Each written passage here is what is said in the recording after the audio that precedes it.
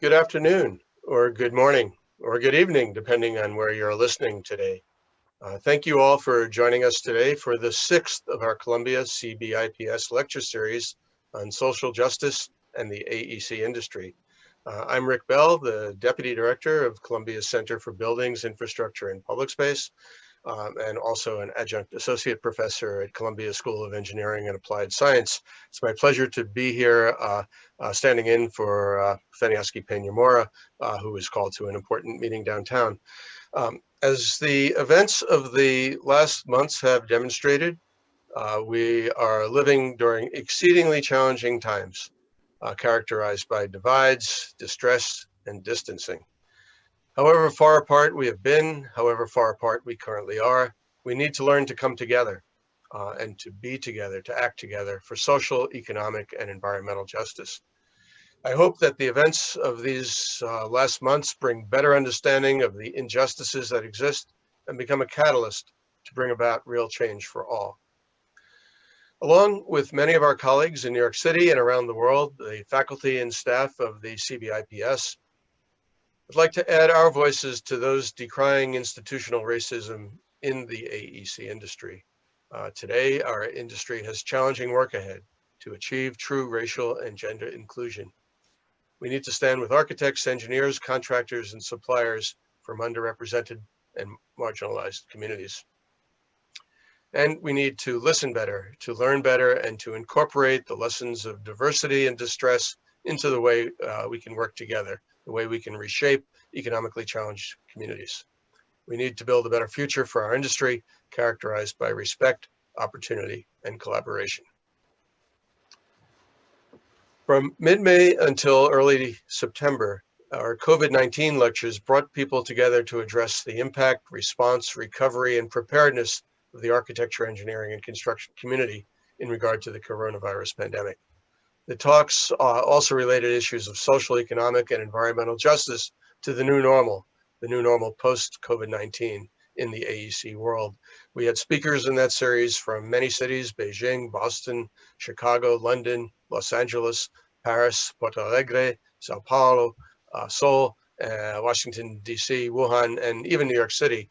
The 19 weekly lecture series. In that series can be seen. There are video recordings and slide decks on our website, which is https cbips.engineering.columbia.edu.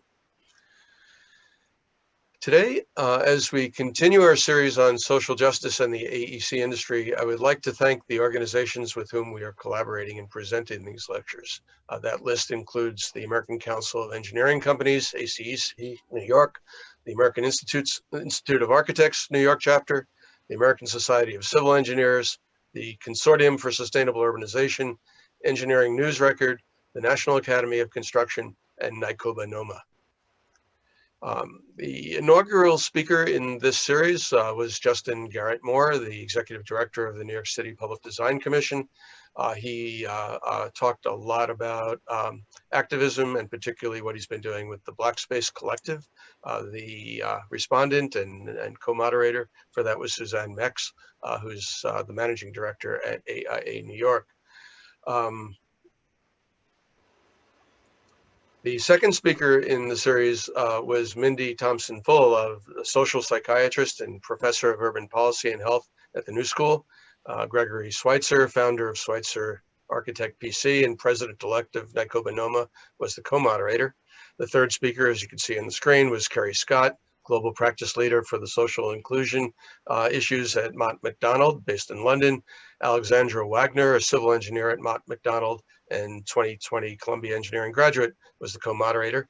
The fourth week, we heard from Dr. Yvette E. Pearson, Associate Dean for Accreditation, Assessment, and Strategic Initiatives in the George R. Brown School of Engineering at Rice, and founder of the Pearson Evaluation and Education Research Group. She was joined by Lisa M. Black, PhD, the Director of Cultural Belonging and Social Ethos at the ASCE. And last week, the speakers were Kate Krug, Vice President of the Non-Traditional Employment for Women Group, NEW, along with Jose Ortiz of the New York City Employment Training Coalition. The co-moderator for that talk was Chelsea Lamar. Executive Director of PwC. Video recording of all of these talks can be seen on our website. Moving to today's presentation, I'd like to introduce today our co-moderator, Natalia Valencia, who's the founder and the president of the New York City Architecture Biennale, which just took place last week. Natalia is an architect originally from Argentina who moved to the United States to work with Cesar Pelli and Kevin Roche in New Haven. Subsequently, Natalia moved to New York City about 10 years ago, if I recall, to continue her architectural career, and she's now associate at Perkins Eastman. Natalia, the floor is yours to introduce our speaker today. Thank you. Thank you, Rick. Well, the speaker today is Mark Gardner, Principal at Shacklich Gardner, Advocacy Director at Nikova Noma, and Design Award Chair at AIA New York. As principal, Mark has led many of his firm's design initiatives and worked to best understand the role of design as a social practice. So Mark takes a serious interest in the nexus of architecture and art. One long-standing importance of both his professional practice and to his writings. He's committed to practicing architecture as a social beneficial art form.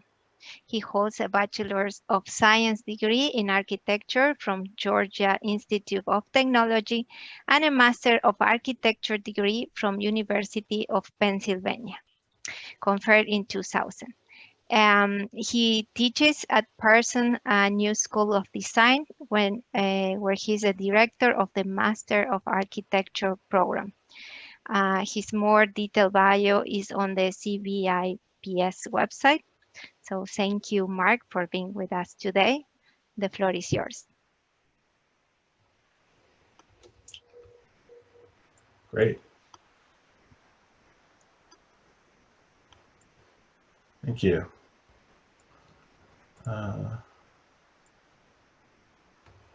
wondering, is my screen being shared?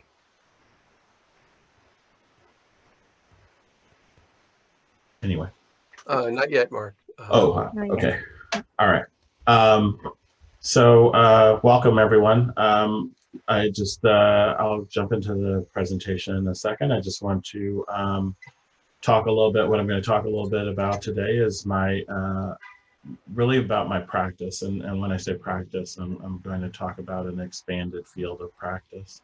It's not just the works that that we design and build through Shacklich Gardner Architects, but also my teaching at Parsons, where I am director of the graduate program currently and lead the Design Build Studio, which I'll talk about too as part of that practice, and its connection to social justice, as well as some of the initiatives that are organizations I'm involved with and some of the things that I do. Really, I would start to say outside of the profession, but actually very much inside the profession. And so anything I'm involved in terms of boards or organizations I'm involved with, I always try to bring those back into practice. I will move into the presentation now and give you a sense of some of the things I'm talking about.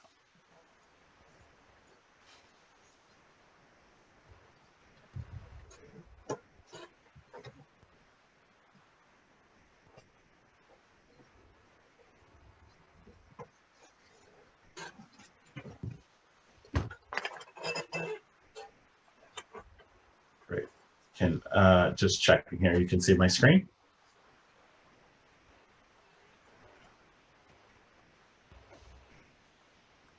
Yes, we see. Yes, we can see it.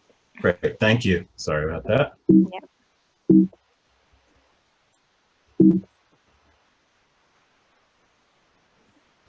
So I've entitled this talk "Some Stories," and I want to start really with this quote from Chimamanda Ngozi Adichie. The single story creates stereotypes. The problem with stereotypes is not that they are untrue, but that they are incomplete. they make one story become the only story. And so as a part of that, I'll start off by talking about my involvement. I've been involved with NOMA for a number of years. One of the, among the works that I'll show in terms of practice will be interspersed with some of the initiatives and things that I've worked on, and I'll be ending with an initiative that I'm really excited about now. But one of the first things I did with NOMA was we were coming out of the 2008, 2009 financial crisis, the recession, and where it was, hard hit our community, and where people were looking for jobs, and especially among minorities, minority applicants. And so NOMA did an initiative, which I have put together, called Crafting the Interview. We did it for a number of years. This was the third iteration of it, where we helped young professionals, get a foothold on interviewing, what firms were looking for, how to interview, and really a portfolio review as well. So as you'll see, as I talk about some things, one of the initiatives and one of the things that I always try to do, especially through my teaching, is the helping of our younger professionals, and trying to, it's not enough just to walk through the door. You have to bring others with you. One of the first projects I'll talk about, and this is such a strange image, but it's like, it may be not so strange to us now, given the effects of climate change, the fires out west that we see. This particular image is from, land in Tanzania, where this project is located. Land conservation is a global problem.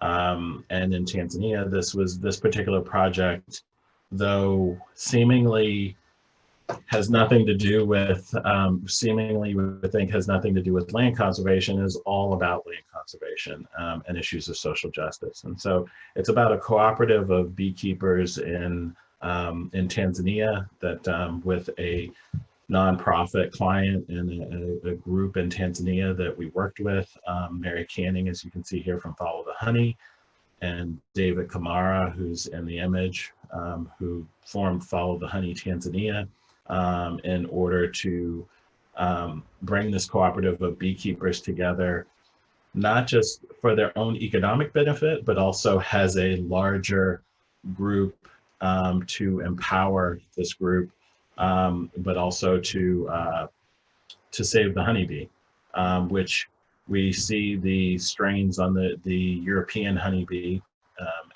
across the world, in North America as well. The African bee is doing much better, but those effects, those things that are happening due to climate change, are starting to affect the African bee populations as well. And so there's a lot we can sort of learn from the honeybee in terms of its, as a species, its direct connection to our ecology. I don't think I need to tell this audience that, bees are pollinators pollinate our crops, our agriculture, our very food sources. And so if we lose that from our ecology, we will have to come up with other ways to pollinate and grow plants, or we will starve. So the group in Tanzania is actually doing teaching sustainable beekeeping. This is, I'm showing examples of one way where they trap wild swarms to build nests in trees. Among the stakeholders, so I mentioned Mary Canning, who's in the picture at the on the lower left, who is working with this group, and they're mainly, as you can see on the lower right, it's a lot of the beekeepers end up being women, and so they teach microfinance, and they say let the bees do the work. Mary calls it, which is a term I honor her with, is honey money. So follow the honey, follow the money, and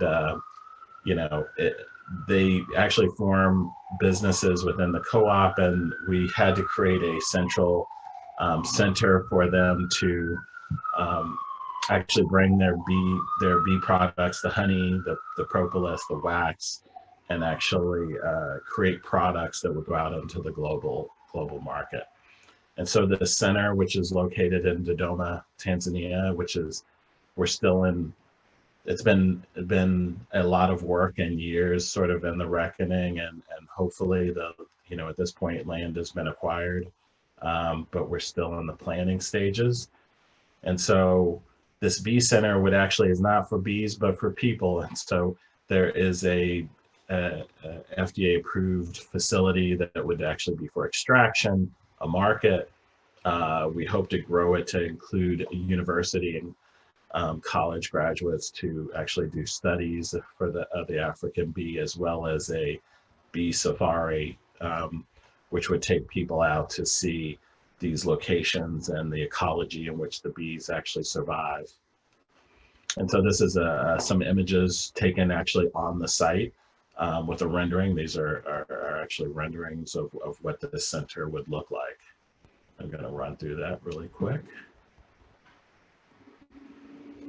And we've done studies of, how to do this. This has a brick building, bricks made from the site, so it feels like this is coming out of the site, so it's of the place. Wood is not a readily available material in this climate, and has actually been deforested in certain areas. So we are using brick and steel to actually build this structure. One of the other things, as I talked about earlier, about initiatives and things that I've worked on, the Max Bond lecture is something that in its initial stages we just celebrated this past year with June Grant giving the speech, the 10th year of the Max Bond lecture. This was one that we put together, NOMA did, in I believe this was 2017, where we talked about monuments and their importance in terms of our public life and our public space, and who tells the story, and what that collective memory looks like of what these monuments mean, and what they could mean for some populations. So I want to talk a little bit also about the work, and I'll kind of speed through this. I hope you don't mind, but I'll talk a little bit about our design workshop at Parsons, in which I'm instructor. I'm co-instructor with Dr. Sharon Sutton. It's as much of I'll call it a design build program, but it's as much of a exercise in collaboration, as we know, in construction, and what it takes to move design through the process to construction. And the students learn some vital lessons in terms of they do everything. They form a practice, they form a contracting group, they actually build it, they spec it, they purchase it, they do everything, and they do it together. And so this was we were working out on Governor's Island. They call this installation Paganuk. It was basically for an outdoor gathering space and shelter on the south side of the island. If you've been out to Governor's Island, there aren't a whole lot of trees. And so this was to provide some shaded shelter, and also a meeting space for nonprofit groups doing work out on the end of Governor's Island, which is the garden area, which is Grow NYC, Earth Matters, Billion Oyster Project. And so this was the design that the students had put together. It was really fantastic. I show this and give all credit to the students. I'm only there, and Sharon and I are only there as supporters, to help sort of shepherd them through the process. But they, this is their design, their work. And so you'll see that we do a very sort of comprehensive, this includes our previous years which was an indoor classroom, which I'll show a little bit of as well. But they do all kinds of studies to really just understand, you know, what this structure is, how it's going to perform, its performative qualities. You know, this was really sort of like, I really have to give it to them. They did a whole lot of work on how this structure should go together, things should come together. And you see here, this is a rendering showing the previous year's structure, the 2018, and then this is the 2019 build structure. And those together, and maybe there's some social distancing going on there, but this was in a pre-COVID time that we were looking at this, but we're in an outdoor space where distancing is still possible, and they still, Governor's Island, I think, still has programs and things that sort of happen out here, but with, groups getting together in limited numbers, but the outdoor space is used quite a bit, I believe. And then the students actually also built furniture. What's great about it is that we have resources at Parsons where we have an industrial design program that's fantastic. They, Yvette Chaparro and Dan Mahalik, who teaches in the industrial design program, offered tremendous help. Our dean was highly supportive, Robert Kirkbride, to help us sort of come together and build these, build these structures and have a language that was very cohesive among for everything that was sort of being done. And I have to say it was really a tremendous effort by the students to make all of this sort of come together in the time frame. And here's some images of that finished outdoor structure, as well as we built this indoor classroom as well. So I'll just run through that.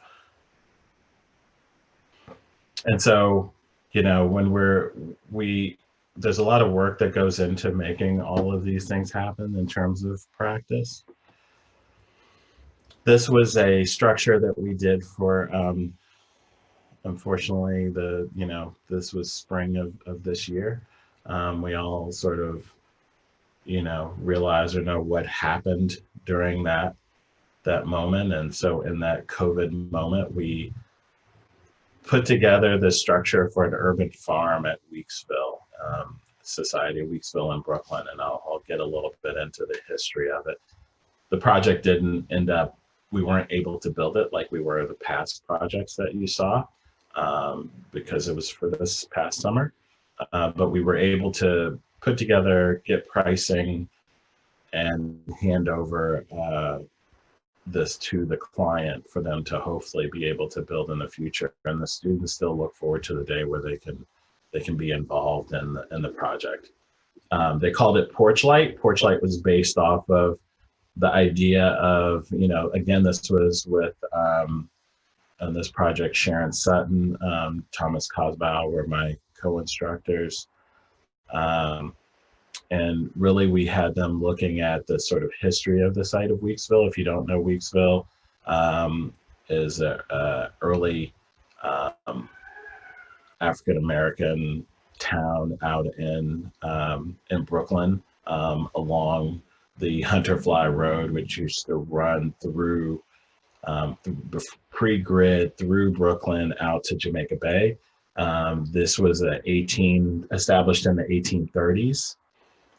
Was a community that basically was developed so Black men could buy property and be able to vote, right? You had to own property. And so it allowed Black families to actually live out here together. And during the draft riots during the Civil War, one of the worst times, actually, the Black community in Manhattan, some people sought refuge out here in Brooklyn among their own in this Black community out in Brooklyn. And so there's an amazing history here. So Porch Light was based off the idea of the porch as a central element in African American culture, the idea of the communication and the street talk, right? And Torchlight was actually the newspaper that was printed out in the Weeksville community. And so this is the restored buildings out at Weeksville with the landscape design by Elizabeth Kennedy. This was our client, which was Yimia Mu for Oko Farms, doing aquaponics. And so we were working with her about how to build this, this urban farm out there. And then also let me give credit to Caples Jefferson. This was the Weeksville Heritage Center that's built out there that honors that the past of the site, and the students actually took a lot of clues from Everardo Jefferson and Sarah Caples' very wonderful building out there, and some of the elements, as you can see, that I note the fence, the stone patterning that reference African motifs. And so the students did, I told you a little bit about the history of the site. The students looked into that, as well as, here's the group, all credit to them again. They really, studied the site. They studied about aquaponics, what the client was looking to do. And so, and they did sort of, again, like what you saw before, the environmental factors are very important to us. And so studying what the sunlight was like, site analysis, where the structures were going to go. And we had to be very careful. This was a historic setting. And so we didn't want to disrupt that. And so we're trying to be sensitive to the context, sensitive to the site, thinking about children's safety, thinking about water collection, thinking about education, all those things that architects have to kind of, always sort of be aware of, and not be overwhelmed by, but actually try to factor in, build in, and on every project. And so that, I think that, to make a reference back to social justice, that's what this is about. That part of having the students understand that it was important that they give this their all, that it's important that no matter what community you're serving, that you always strive for excellence. And so here's sort of over time, over the course of the semester, the changes, and how you can see they sort of had that initial thought, and how the weaving and idea of like woodwork and patterning, referencing some of the elements you saw earlier in the Caples Jefferson building within the landscape that Elizabeth Kennedy did, sort of bring their way back into this pavilion and into the farm. And so I'll just run through this. The students started to develop what this pavilion could be like, has an educational space, has a workshop space, has a space for children, has the space to service the farm. And then one of the last things I'll just show, this is actually just an image of the home, the birthplace of and childhood home of Nina Simone. And one of the other projects I'm involved with now is through the University of Pennsylvania. I'm involved with the new Center for the Preservation of Civil Rights Sites. And so by that, I mean the things that when I talked about the openness of practice and how you bring all this back into what you do, how this is going to, I look forward to what comes next, because for me, as you can tell from some of the projects that I've worked on and some of the things I've done with students, history is very important to me. The invisibility of African-American history, especially, and how we bring that back to visibility, and not just the visibility of it as African-American architecture, but as American architecture, as American history. And so, the Center for the Preservation of Civil Rights Sites, it's being led by Randy Mason at the University of Pennsylvania in Historic Preservation. The initial projects are being done in collaboration with Tuskegee University, Kwesi Daniels there. And, I look forward to sort of helping to expand and preserve some of these sites that matter to sort of the history of, to American history. I'll put it that way.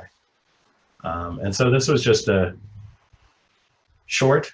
I could go on longer. I could expand on, but I just wanted to tell some stories, as I put it in the beginning. I just wanted to tell particular stories about the trajectory in my career and things that I've focused on, and that sort of expanded field of practice.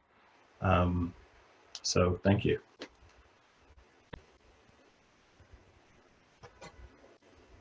And vote. Let's leave it at that. Thank you, Mark, for your remarks. They were enriching, and they gave us all something to think about as we work to address communal buildings and social issues. I am very glad to be part of this discussion, which complements the theme of inclusion, which was discussed at the New York City Architectural Biennale just last week. We concluded that inclusion in architecture and urban design is necessary to achieve social justice. If you want to learn more about this, our organization, and listen to our previous lectures and videos, they are all online at NYC Architectural Biennale.org. And Rick can place the website on the chat window too. Also, for all of you to know, the New York City Architectural Biennale will be providing online educational programs between now and the next Biennale in 2022. So this year, the programs will focus in social inclusion in the workplace and in design. That was in parentheses. So coming back to you, Mark, one of our project one of your project that got my attention is the beekeeping sanctuary in Tanzania. A building that fosters a sense of community and interaction. It's strange to me because I'm afraid of bees, so. I was too. I used to You be. too. I've been stung enough. So it's hard to think of a building with this purpose as a place to congregate, no? However, upon reflection, I can suppose that any building could foster inclusivity and result almost in a building fostering also community collaboration. So thank you for showing us that particular project, because it just make me reflect in many ways. So the question would be, with this particular project, were there any social challenges that you needed to address related to the design, and how you worked out those issues? Oh, thank you. That's a great question. The first thing I would say that, coming to any, I almost showed another project prior to that, but it wasn't, I really didn't feel like I had room for it. I felt this one sort of told that story. It's about working in another culture and about working abroad, and how you are sort of the outsider. I always like to tell the story of sort of coming to Tanzania when I went with Mary and met with David for the first time. I got there, I had this late flight. I got there in the middle of the night. I'm checking into the hotel, and the guy at the desk is speaking to me in Swahili. And I'm sort of like, I'm sorry, I don't know Swahili, I'm American. And so he was kind of like, and he kept speaking in Swahili. And so I was like, no, I'm sorry, I don't understand you. And he's like, what? And then the manager sort of came over, and then they spoke, and then he was like, oh, okay. And then he asked for my passport and all that. Thought that was American, seemed confused. And so I checked in, and so then I was talking to the manager as he was walking me to the room, and I was like, well, what is that guy? And he's like, oh, he's new, he's just out of school, he's he's local, he's from here, he's never really gone anywhere and traveled or anything like that. It's like, oh, okay. So it was almost like he was apologizing, but he, it was like, it was just a matter of fact. And so I get the room, and then I realized that it was like, wow, that the guy hadn't, he had never met a person that didn't speak Swahili. And so that was his initial assumption. And then he was surprised that I was an American, because every American that he'd met in terms of the tourist industry through there, maybe going to Mount Kilimanjaro, was white. And so it was really a revelation for me, because then I'm thinking like, wow, like, how should I be thinking about this? I am, I'm sort of like, oh, Africa, coming back, and I'm, much like, if, Maya Angelou or something visiting, West Africa, and then realizing that, you're American, I'm this is not my culture. This is not the place that, that I've grown up or know. And so having to be respectful and learn that, and talk to people, and get to know and travel. I traveled through and did a bee safari, and actually met a lot of the beekeepers. One of the images there was with some of the Maasai, who do beekeeping. And so it was actually having to realize that you're the other within this place.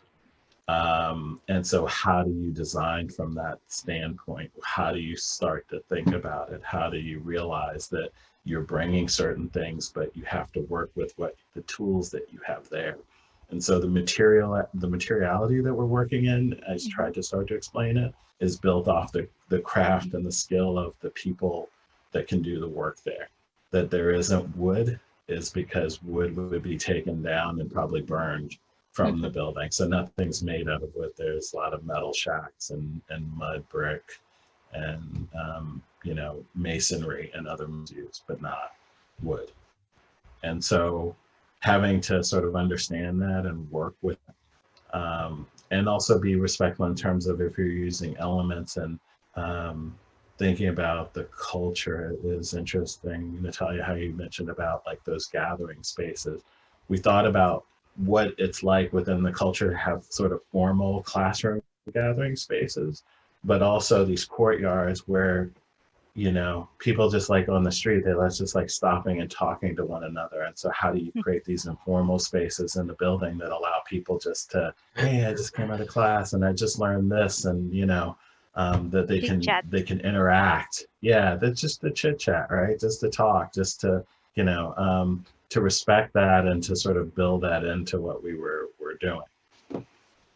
That's great. I think that it's interesting to see whether you found or not. Well, I'll let Rick continue, but if you find yourself as a foreigner, if there was any reaction against it, or they kind of like embrace it, your culture as well. I think very much embraced, maybe with some, maybe the connection might be something on TV. So I had to kind of correct certain things sometimes, like, it's just like, but, mainly it was, I mean, it was incredible warmth. People, we were doing something, they knew I was serving them. And I'm, that I was there for them, for this group, for the cooperative. So it was, I was welcomed into people's home, people who sometimes didn't have very much, but they would offer up whatever they had to me. Great. Mark, I'd like to continue with a somewhat related question. And first of all, thank you for a great presentation. It's wonderful to see the variety and purposefulness of the work that you presented. In terms of relations with such a diverse group of clients, one of the questions from an audience participant, Eve Michelle, who's Chief Architect, MTA Development and Construction, her question related to client relations. Specifically, she asks, Mark, your projects integrate a full spectrum building sensitivity from planning through construction. Are you seeing the client as supportive of the designer architect role through the construction process, so that the original design intent and social context is preserved. I'm sure that varies a lot client to client, but are you seeing trends lately that give greater continuity for the role of the architect on the site? I am. I think there's usually to what you say, Rick. It depends on the client. One of the ways that my business partner and Stefan approach projects is, no great project without a great client. And so, and part of that means that the client, it's always an effort from day one. I don't know you, you don't know me. Let's build trust, right? So it's building of trust. It's hard earned and quickly lost. And so you always have to be like sort of building that trust and building that understanding. And ultimately our goal is, like, design is, there are decisions made pre-design, before anything's even drawn, before anything's even started, when there's just a kernel of a project there, that certain assumptions and ideas are made. And so we like trying to be there as early as possible to help sort of guide some of those where the priorities should be. And we also like being there at the very end, and if possible, even post-occupancy. Not always possible, but to see how things work and how we can also improve things, especially if it's something, I would say our retail work that we did, which was, we got a good design as good business award from Arc Record. And part of that was because after sort of years of building that relationship, and always, like I said, hard earned and quickly lost, even after many years, so you always have to sort of build on the next thing and learn from what it is you did before, especially if you're in a repeat client. How can we make this better? And any client wants to hear that and know that. And if you make that apparent early, like, look, there may be more of these, we may be doing this, let's figure out a best way to improve on it, is we're not going to get it. Maybe we won't get it right day one, but as we build, as we go on, we make it better. We make our relationship better. We make what we're doing better. Thanks. Good answer. We also have a question here from Jasmine, and it says, how do you generally initiate a project helping undeserved communities? In underserved communities, I think it's, sometimes I find a lot of times, especially I could use the example of the design workshop, we are approaching nonprofits about the project. I'm talking to a group now in Urban Farm in another city about sort of repeating, showing them what we did at Weeksville and sort of saying, like, look, we've learned some things there and we could help you and improve on it. So sometimes it's, as you're, approaching these clients, you actually have to kind of find the opportunities, really. So I this one worked out really, it could work out really well because it's actually building off of the thing that we do. And so it's always like with clients, you're always sort of, they see what you've done. They can see, the internet's right there. They can see what you've done. And so that is that trust I'm talking about building up, especially in underserved communities. It's like, you really, there's sometimes difficulty with trust. And so this is where community engagement comes in, is involved, is you're talk about like hard-won trust.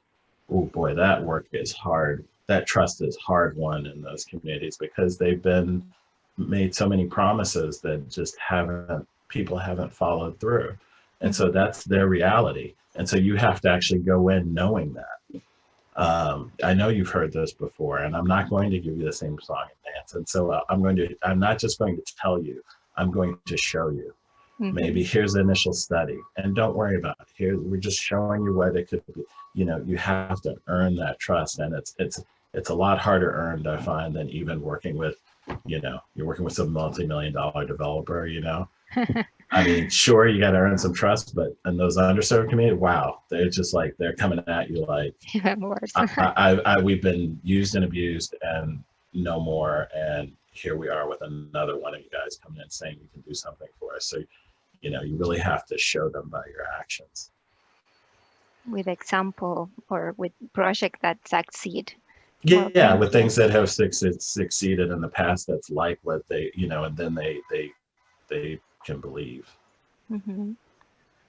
Mark, there was a follow-up question from Jasmine. Jasmine Hebert, by the way, is the executive director of the Creative Exchange Lab in St. Louis, which is doing some very interesting work in collaboration with um, communities in South St. Louis and East St. Louis and underserved, underrepresented communities in the power structure of St. Louis. She asks, how can architects influence a lack of generational upward mobility, but I think also of funding in communities that have been cut off from adequate resources in the past and maybe now still because of redlining? Can architecture and design play a key critical role in bringing about change and moving ahead when projects that are necessary never seem to happen? That, I guess, gets to the relation, you know, with client groups that are community-based, but it also, I think, addresses issues of how is change funded when there might be a resistance. Yeah, that's a fantastic question. I'll start there with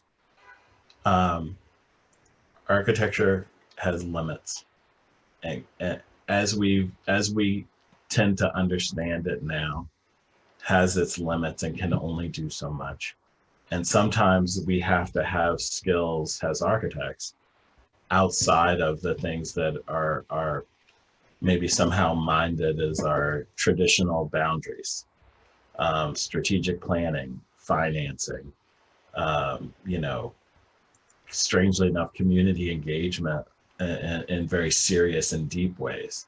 And so I think that I think it requires us to actually get outside of for some of us, to get outside of our comfort zones of things that we normally or traditionally would think of ourselves as doing.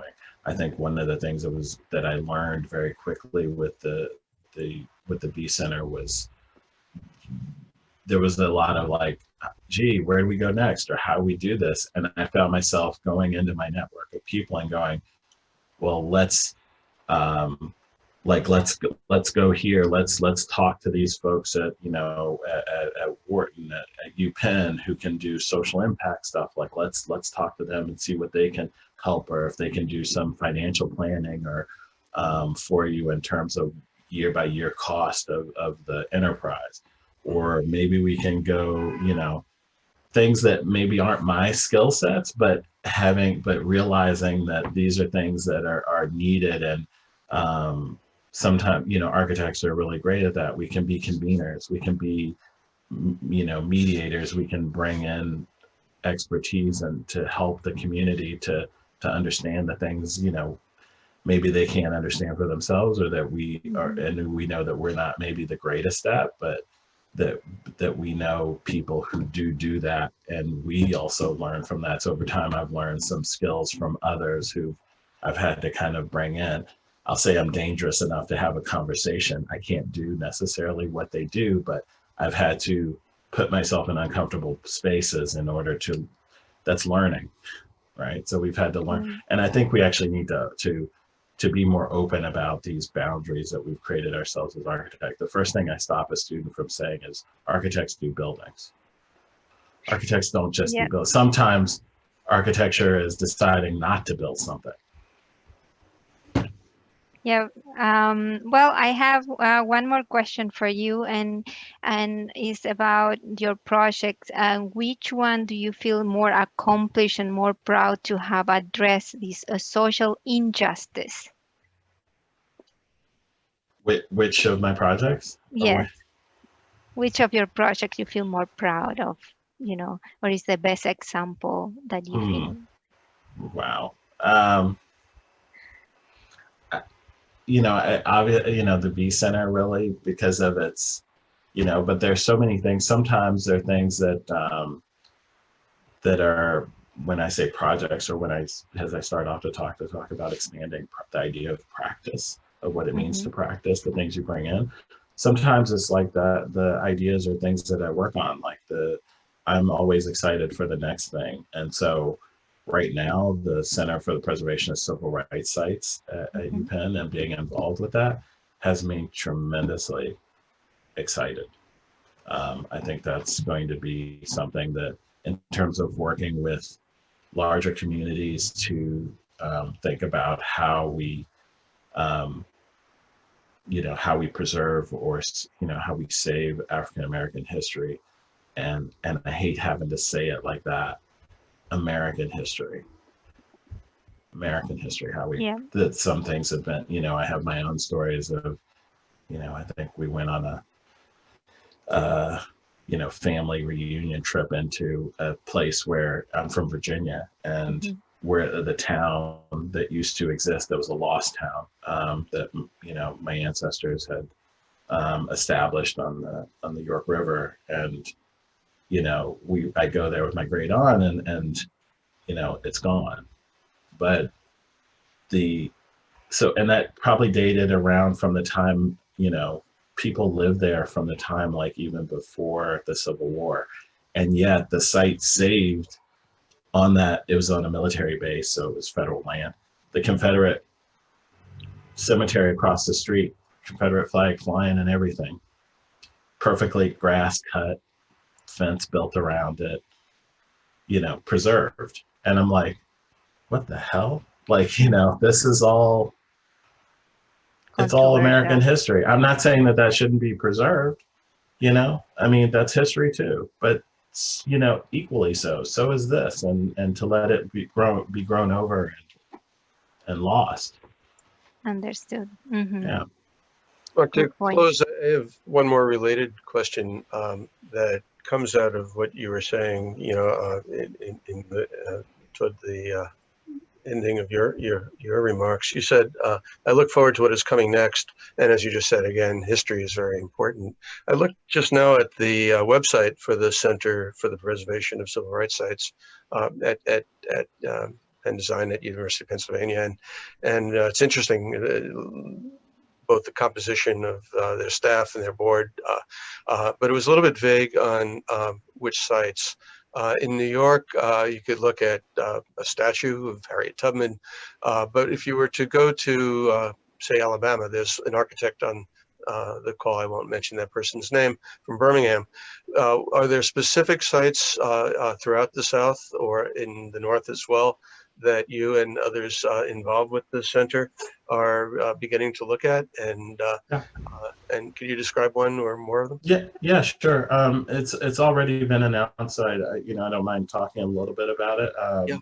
I have a program coming up in November, I guess, Rick, I can sort of share with you that I'll be interviewing the executive director, Randy Mason, and Monica Rose, who's on the advisory board of that. But the first project they're starting on is actually looking at the Tuskegee campus and some of the earliest buildings built on the Tuskegee campus, and working with Kwesi Daniels there, who heads up the School of Architecture, and working with their students, and using the resources from the center to actually, those buildings the bricks on those buildings were built by the hands of formerly enslaved people. And so, when you talk about preserving that building, you don't just go, well, we're going to do a renovation and, oh, here's a brick, and let's just throw that out. That represents someone's labor. So how do you preserve, it opens up a larger question about how you preserve the site. So that's one of the first ones. I think the larger thing is, just to expand it out a little bit, is that we'll probably be looking at some of the sites that have already been identified through the National Trust, of motels where civil rights leaders met, and locations in Montgomery and Birmingham and throughout the South. Some of those I mentioned, the story I just told about lost towns.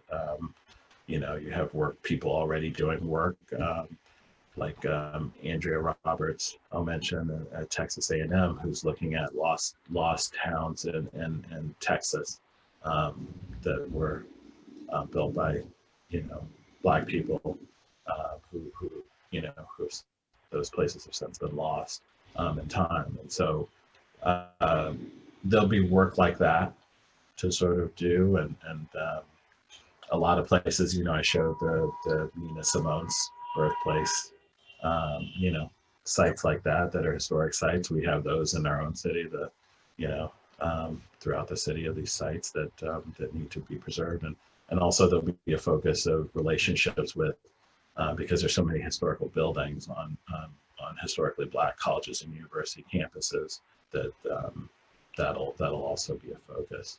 Yeah. While we were talking, the architect I mentioned in Birmingham, Janice Ramstack-Orhad, who used to work in New York and in Paris, she was asking if there might be a link to what the Rural Studio had been doing early on when Mokbe's original student studio was working on civil rights sites. Just a suggestion, I think, from someone. That's interesting. Yeah. I think looking at the clock, it's time to wrap up. We could talk for another hour, but I know people are busy. You have places to go, including Natalia. It was a 1 o'clock meeting. So I would like to end by thanking, first off, Mark, thank you so much for being here today.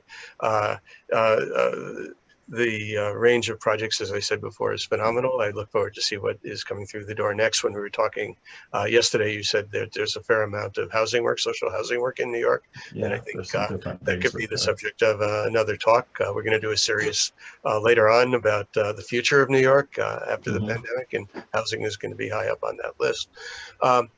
So I'd like to thank you. I'd like to also thank Natalia Valencia as co-moderator and respondent for leading a great discussion. I have to thank again all of the collaborating organizations: ACEC New York, AIA New York, ASCE, Consortium for Sustainable Urbanization, Engineering News Record, NAC, and NICOBA NOMA. I would like to thank all the past speakers and co-moderators from both series, the COVID-19 series and the current one, some of whom are here today, and others who I know have made an effort to listen in on repeatedly, including Dick Anderson, President Emeritus of the New York Building Congress, Lance Brown, President of the Consortium for Sustainable Urbanization, new to the program today, Bill Brown, William Brown, past President of AIA New Jersey. Thanks, Bill, for being here. Eric McFarland, Deputy Commissioner of Infrastructure at DDC, is here. Yves Michel, as I mentioned, Chief Architect at MTA Construction Developments, here today. Thank you, Yves. I could go on and on. I probably shouldn't take the time to do so, but thank you to everybody, and especially to all of you out there in the offices, agencies, and at home in New York and around the world for taking time to listen today. Continuing education credits, as you saw in the chat room, have been requested, and I think are pretty likely, thanks to the AIA New York chapter.